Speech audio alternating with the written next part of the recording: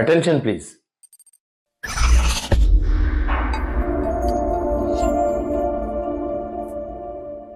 ఈ వారం మరపురాని కథ మానవత్వం. రచన శ్రీ ఎం వెంకటేశ్వరరావు.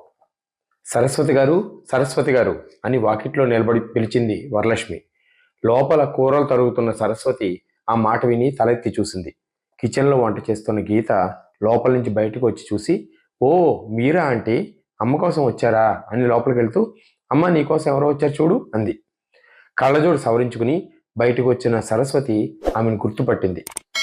ప్రతిరోజు సాయంత్రం అమ్మవారి గుడి దగ్గర కోనేరు మెట్ల మీద కూర్చొని లోకాభిరామాయణం మాట్లాడుకునే నలుగురు ఐదుగురిలో వరలక్ష్మి ఒకరు. వరలక్ష్మి, లోపలికి రా, వచ్చి కూర్చో అని సోఫా చూపించింది సరస్వతి. లోపలికి వచ్చి సోఫాలో కూర్చుందామె. ఏంటి వరలక్ష్మి, ఏంటి సంగతులు? ఏదో కంగారులో ఉన్నట్లున్నావు. నాతో ఏదైనా పనుందా? అది అది ఎలా చెప్పాలో తెలియటం లేదమ్మా, తప్పుగా అనుకోకండి అంది మెల్లగా. పర్వాలేదు, ఏం కావాలో చెప్పు, నాకు వీలైతే తప్పకుండా చేస్తాను. అమ్మ, నా కూతురు డెలివరీకి వచ్చిందని చెప్పాను కదా, దానికి నిన్న రాత్రి నొప్పులు మొదలయ్యాయి. వెంటనే పక్క ఊరి పెద్ద ఆసుపత్రికి తీసుకెళ్లాను. మొదట నార్మల్ డెలివరీ అవుతుందని చెప్పారు. నొప్పులు ఎక్కువయ్యాయి. లోపల బిడ్డ మెడకి పేగు అడ్డుపడి బిడ్డ అడ్డం తిరిగిందని చెప్పారు. ఆపరేషన్ చేయాలట. నా దగ్గర దాచుకున్న డబ్బు, కొద్ది బంగారం కుదువ పెట్టినా సరిపోలేదు. ఇంకా 10,000 కావాలంటున్నారు. ఆపరేషన్ అయితే 5 రోజులు ఆసుపత్రిలోనే ఉండాలట. గది అద్దె, మందులు, ఇంకా ఏమిటో చెప్పారు. ఊళ్ళో తెలిసిన వాళ్ళందరినీ అడిగి చూశాను. ఎక్కడా పని అవ్వలేదు. కొంతమంది లేవని మొహం మీదే చెప్పారు. మరి కొంతమంది ఏవో సాకులు చెప్పి లేవని చెప్పకనే చెప్పారు. మిమ్మల్ని నమ్ముకుని వచ్చాను. దయచేసి నాకు ఈ సహాయం చేయండి అని 2 చేతులు జోడించింది. ఆమె గొంతులో బాధ అవసరాన్ని తెలియజేస్తోంది. రాలడానికి సిద్ధంగా ఉన్న కన్నీళ్లు ఆమె ఆత్మాభిమానాన్ని చెప్పకనే చెబుతున్నాయి. అమ్మ, వచ్చే వారం డబ్బు తిరిగి ఇచ్చేస్తాను. నేను ఎప్పుడూ పచ్చళ్ళు సప్లై చేసే హోటల్ యజమాని ఊరు వెళ్ళారు. వచ్చే వారంలో వస్తానని, వచ్చాక డబ్బు ఇస్తానన్నారు. అదీ కాక మా ఇంటాయనకు వచ్చే పెన్షన్ కూడా వచ్చే వారంలో వస్తుంది అంది.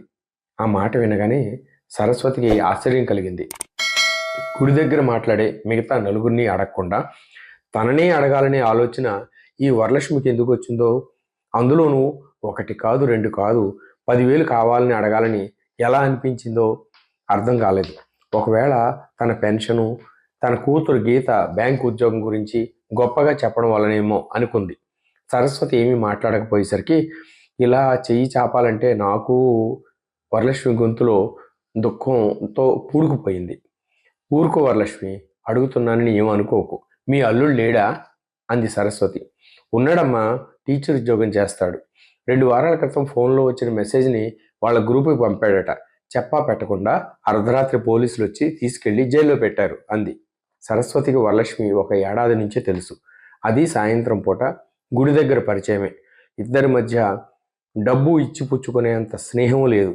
కానీ పరిచయమైన కొద్ది రోజుల్లోనే వరలక్ష్మికి ఆత్మాభిమానం ఎక్కువ అని సరస్వతికి అర్థమైంది. ఓ రోజు వర్షం పడుతోంది. గుడికి రోజు కలిసి మిగతా వాళ్ళు ఎవరూ రాలేదు. గొడుగు వేసుకుని వరలక్ష్మి వచ్చింది. గుళ్ళో కనిపించిన సరస్వతిని గొడుగులో ఇంటి వరకు దింపుతానని వచ్చింది వరలక్ష్మి.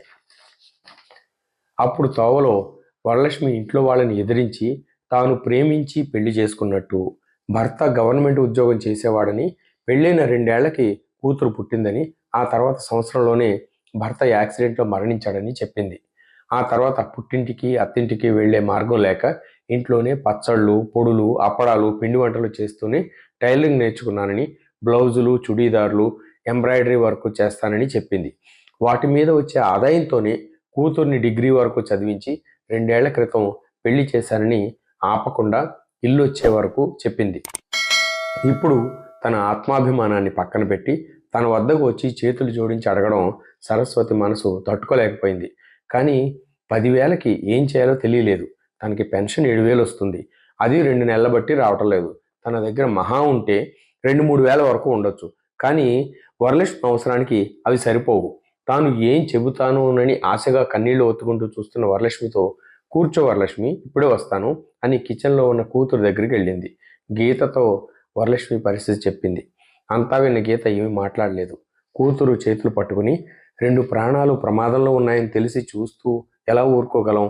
మన వల్ల 2 ప్రాణాలు కాపాడబడతాయంటే అంతకంటే పుణ్యం ఏముంటుంది చెప్పు. ఆమె ఉచితంగా ఇమ్మండం లేదు, వచ్చే వారం తిరిగిస్తానంటోంది అంది సరస్వతి. గీత మౌనంగా తన గదిలోకి వెళ్ళి డబ్బు తెచ్చి తల్లికిచ్చింది. సరస్వతి చేతి నుంచి డబ్బు తీసుకున్న వరలక్ష్మి కన్నీటితో, మీకు ఎలా కృతజ్ఞతలు చెప్పాలో తెలియటం లేదమ్మా, మీరు బాగుండాలి, వచ్చే వారం ఖచ్చితంగా తిరిగి ఇచ్చేస్తాను అని 2 చేతులు జోడించి వేగంగా వెళ్ళిపోయింది. ఆపదలో ఉన్న మనిషికి సహాయం చేశారన్న తృప్తితో సరస్వతి మనసు నిండిపోయింది. చాలా సంతోషంగా ఉంది గీత, సాటి మనిషి కష్టాన్ని అర్థం చేసుకుని ఈ అమ్మ మాట నిలబెట్టావు, ఇది చాలు నాకు అంది. అమ్మ, నీకు అవి ఎంతకాలంగా తెలుసు? సంవత్సరం నుంచి. ఆమె ఇల్లు ఎక్కడుందో తెలుసా? తెలీదు, రోజు సాయంత్రం గుళ్ళో కలుసుకుంటాం. సరే, ఆమె ఈ ఊళ్ళో ఎన్నేళ్ల బట్టి ఉంటుందో అదైనా తెలుసా? చాలా కాలం నుంచి ఈ ఊళ్ళోనే ఉంటున్నానని చెప్పింది. అంటే మనకంటే ముందు నుంచే అన్నమాట. అయినా ఆమెకు తెలిసిన వాళ్ళు ఎవరూ సహాయం చేయలేదని నీ దగ్గరికి వచ్చింది, అవునా అంది గీత. అవును, అలాగే చెప్పింది కదా. ఎవరూ ఈమెకు సహాయం చేయలేదంటే ఎందుకు అని ఒక్కసారి అయినా ఆలోచించేవారు నువ్వు? ఆమె నీకు బంధువు కాదు, స్నేహితురాలు కాదు, జస్ట్ సాయంత్రం గుడిలో పరిచయం, అది కాలక్షేపంగా కబుర్లు చెప్పుకునేది మాత్రమే. దానికి 10,000 అడిగిన వెంటనే ఆలోచించకుండా ఎలా ఇచ్చావు అంది. సరస్వతి షాక్ తిన్నట్టు కూతురు వైపు చూసింది. ఇవే మాటలు వరలక్ష్మి ముందు అడగకుండా పరువు నిలిపినందుకు కూతుర్ని మనసులోనే మెచ్చుకుంది సరస్వతి. ప్రసవం ఆడవాళ్ళకి మరుజన్మ లాంటిది, అది మరణం అంచుల వరకు తీసుకెళ్తుంది. రేపు నీకు పెళ్ళై ప్రసవ సమయం వచ్చినప్పుడు ఆ బాధ ఏమిటో తెలుస్తుంది. నువ్వు పుట్టినప్పుడు 2 రోజులు నేను పడ్డ బాధ తలుచుకుంటే ఇప్పటికీ గుండె జల్లుమంటుంది. కూతురు పడే బాధ వరలక్ష్మి కళ్ళలో కనిపించింది. అందుకే కాదనలేకపోయాను అంది సరస్వతి.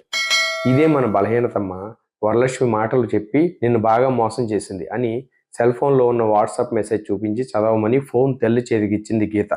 ఒక స్త్రీ ఉదర భాగంలో ప్రెగ్నెంట్ ప్యాడ్ పెట్టుకుని తన భర్త తనలో పెరుగుతున్న పాపని వదిలి వెళ్ళిపోయాడని, తాను తన బిడ్డను కాపాడుకోవాలని అబద్ధం చెప్పి ఓ ఇంట్లో పని మనిషిగా చేరుతుంది. నమ్మకంగా 2 నెలలు పనిచేసింది. ఇంటివాళ్ళు అలక్ష్యంగా ఉండే సమయాలు కనిపెట్టింది. అదను చూసి నగలు డబ్బులు కాజేసి పరారైంది. అది చదివిన సరస్వతి కూతురు వైపు చూసింది. గర్భం ప్రసవం అని చెప్తే ఎవరైనా ఈజీగా మోసపోతారని వాళ్ళకి తెలుసు. అందుకే సులభంగా మోసం చేస్తున్నారు. మనం మోసపోతున్నాం. నాకు మోసం చేసే వాళ్ళకన్నా మోసపోయే వాళ్ళని చూస్తే కంపనం పుడుతుంది అంది గీత. అంటే నేను మోసపోయాను అంటున్నావా అంది సరస్వతి. ఖచ్చితంగా అంది కోపంగా గీత. వరలక్ష్మి చూస్తే మోసగించేదానిలాగా అనిపించడం లేదు. కూతురి ప్రసవం ప్రాణాపాయ స్థితి అంటే కాదని ఎలా అంటాం?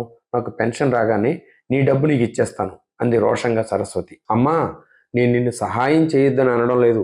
ఇక్కడ నీ డబ్బు నా డబ్బు అన్నది కాదు. అపాత్ర దానం కంటే పాత్రత ఎరిగి దానం చేయమంటున్నాను అంది. కూతురికి ఏం బదులు చెప్పాలో అర్థం కాలేదు సరస్వతికి. వరలక్ష్మి కూతుర్ని డెలివరీకి పక్క ఊరి ఆసుపత్రిలోనే చేర్చానని చెప్పింది కదా.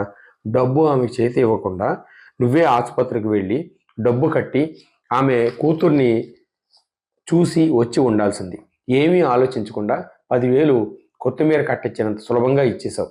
సరస్వతి ఏమీ మాట్లాడలేదు. ఈ కాలం పిల్లలకు ఉన్న తెలివితేటల ముందు తన 60 ఏళ్ల అనుభవం వెలవెలపోయినట్టు అనిపించింది. గీత చెప్పింది నిజమేనేమో. ఒకవేళ వరలక్ష్మి నిజంగానే మోసం చేసిందా? ఆమెకి ఊళ్ళో సాయం చేసే వాళ్లే లేరా? నేనే ఆసుపత్రికి వెళ్ళి డబ్బు కట్టి ఉండాల్సింది. కూతురు ప్రసవం అనేసరికి ఆ రోజు నేను పడ్డ బాధే వరలక్ష్మి కళ్ళలో కనిపించింది. ఏది నిజమో ఏది అబద్ధమో ఆ భగవంతుడికే తెలియాలి. గుడి దగ్గర నేను ఆ వృద్ధాశ్రమానికి అంతిచ్చాను, పనమ్మాయి పెళ్లికి సహాయం చేశాను, కొంతమంది విద్యార్థులకు పరీక్ష ఫీజులు కట్టాను అని నోరు జారి చెప్పిన నా బలహీనతను వరలక్ష్మి ఇలా వాడుకుందేమో. కనీసం ఆమె ఇంటి అడ్రస్ కూడా తెలియదే, డబ్బు పోయినట్టేనేమో అనుకుంది. మళ్ళీ అంతలోనే నాకు వరలక్ష్మి కళ్ళలో నిజాయితీ కనిపించింది, మాటల్లో నిజం వినిపించింది. ఆమె కన్నీళ్లలో ఆత్మాభిమానం తొంగి చూసింది. ఖచ్చితంగా వరలక్ష్మి మోసం చేయదు అని తనను తాను సమర్థించుకుంటూ ఆలోచిస్తోంది. కానీ కూతురు అడిగిన ప్రశ్నలకు సమాధానం లేదు. మౌనంగా కూర్చున్న తల్లిని గీత మాట్లాడించలేదు. ఆ రోజు నుంచి వారం రోజుల వరకు సరస్వతి మనసులో లేదు. కూతురి కష్టాన్ని అనాలోచితంగా అన్యుల పాలు చేసినందుకు 35 ఏళ్ల పాటు టీచర్గా పనిచేసిన అనుభవం ఉన్నా కూతురు ఆలోచించినంతగా ఆలోచించలేకపోయినందుకు తనలో తనే న్యూనతగా బాధపడసాగింది. వారం రోజులు గడిచాయి. వరలక్ష్మి రాకపోవడంతో సరస్వతిలో మోసపోయానన్న బాధ ఎక్కువైంది. వరలక్ష్మి గుడికి రావడం లేదు. కోనేరు దగ్గర వరలక్ష్మి గురించి, ఆమె ఇంటి అడ్రస్ గురించి తెలిసిన వాళ్ళని అడిగింది. వాళ్ళు తమకేమీ తెలియదని, మీకులాగే మాకు ఇక్కడే పరిచయం అని చెప్పారు. ఇంట్లో గీత కూడా 2-3 సార్లు అడిగింది. బదులు ఏం చెప్పాలో తెలియలేదు. వయసైన కాలంలో కృష్ణ రామ అని కూర్చోకుండా, ఆలోచన లేకుండా చేసిన పనికి ఇవాళ కూతురి ముందు తప్పు చేసిన దానిలా నిలబడాల్సి వచ్చినందుకు సరస్వతి కుంచుకుపోసాగింది. గత 15 రోజులుగా తల్లి కూతుళ్ళ మధ్య తడి పొడి మాటలే దొర్లుతున్నాయి. మరో వారం గడిచింది. ఆ రోజు సాయంత్రం 5 గంటలకు గీత బ్యాంక్ నుంచి వచ్చింది. కాఫీ తాగి ల్యాప్టాప్ చూసుకుంటోంది. సరస్వతి గుడికి బయలుదేరింది. సరిగ్గా ఆ సమయంలో సరస్వతమ్మ గారు అన్న పిలుపు వినపడింది. తల్లి కూతుళ్ళు ఆ గొంతు గుర్తుపట్టి తల తిప్పి చూశారు. సరస్వతికి వరలక్ష్మిని చూడగానే పోయిందనుకుంటున్న డబ్బు తిరిగి వచ్చినంత సంబరం వేసింది. లోపలికి వచ్చి, అమ్మా, నాకు మనవరాలు పుట్టింది. ఆ రోజు మీరు సహాయం చేయకపోయి ఉంటే నా కూతురు మనవరాలు నాకు దక్కేవాళ్ళు కాదు అని చిన్న బ్యాగులో నుంచి 10,000 తీసి సరస్వతికి ఇచ్చింది. సరస్వతికి గీతకి ఒక్క క్షణం నోట మాట రాలేదు. వరలక్ష్మిని అనుమానించినందుకు మనసులోనే సిగ్గుపడ్డారు ఇద్దరు. వరలక్ష్మి మాట్లాడుతూ, అమ్మా, నా మనవరాల్ని మీ అమ్మాయి పేరు కలిసి వచ్చేలా సంగీత అని పిలుచుకుంటోంది నా కూతురు. అంతే. ఆ మాట వినగానే గీత మొహంలో చిరునవ్వు తొంగి చూసింది. నేను చెప్పాను కదమ్మా, నేను పచ్చళ్ళు సప్లై చేసే హోటల్ యజమాని ఊరి నుంచి రావడం ఆలస్యమైంది. అందుకే మీకు ఇవ్వడం 1 వారం ఆలస్యమైంది. మన్నించండి అని వరలక్ష్మి చేతులు జోడించింది. పర్వాలేదంటీ, దీనికి మన్నించడం దేనికి? మాకు అవకాశం ఉండబట్టి ఇచ్చాం. నిజానికి మీరే మమ్మల్ని క్షమించాలి. మీరు డబ్బు ఇవ్వడం ఆలస్యం అయ్యేసరికి ఏదేదో ఊహించుకున్నాం.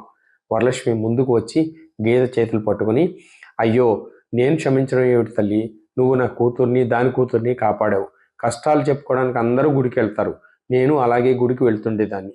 అక్కడ మీ అమ్మను పరిచయం చేసింది ఆ అమ్మవారే. దేవుడు కష్ట సమయంలో ఆదుకుంటాడు అంటారు. కానీ తానుగా రాకుండా మనుషుల రూపంలోనే వచ్చి సహాయపడతాడు. అలా వచ్చిన దైవమే మీ అమ్మ, నువ్వు. మీ అమ్మ అడగగానే నువ్వు మారు మాట్లాడకుండా డబ్బులు ఇచ్చావు. ఇదంతా ఆ అమ్మవారి లీల కాక మరేమిటి అంది ఉద్వేగంగా. ఆమె కన్నీళ్లు గీత చేతి మీద రాలాయి. అప్పుడు గీత మనసులో, రోడ్ల మీద ఎంతో మంది ప్రమాదం పాలై మరణిస్తారు. అందుకని రోడ్డు మీద నడవడం మానేస్తున్నామా? ఎన్నోసార్లు ప్రమాదాల్లో ఎంతో మంది ప్రాణాలు కోల్పోతున్నారు. అందుకని రైలు ప్రయాణం మానుకుంటున్నామా? నేడు సోషల్ మీడియాలో వైరల్ అయ్యే ఎన్నో విషయాలు మనకు తెలిసినా మన మనసుకి ఏది నచ్చితే అదే చెయ్యాలి.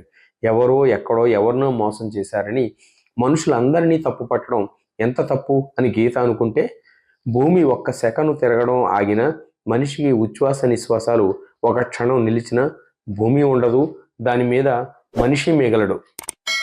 ఒక మనిషి మరో మనిషి మీద ఉంచుకున్న నమ్మకం, ఓ మనిషి మరో మనిషికి ఆపద సమయంలో చేసే సహాయాలే శాశ్వతం. మనుషుల్లో మానవత్వం ఇంకా బతికి ఉందనడానికి నిదర్శనం అనుకుంది సరస్వతి. సరస్వతి గారు, మీరు, గీతమ్మ మా మనవరాలు సంగీత బారసాలకి తప్పకుండా రావాలి అంది వరలక్ష్మి. తప్పకుండా వస్తాం ఆంటీ అంది గీత. మరోసారి కృతజ్ఞతలు తెలిపి వెళ్ళిపోతున్న వరలక్ష్మిని మానవత్వం పరిమళించిన మనసుతో చూస్తూ నిలబడ్డారు తల్లి కూతురు.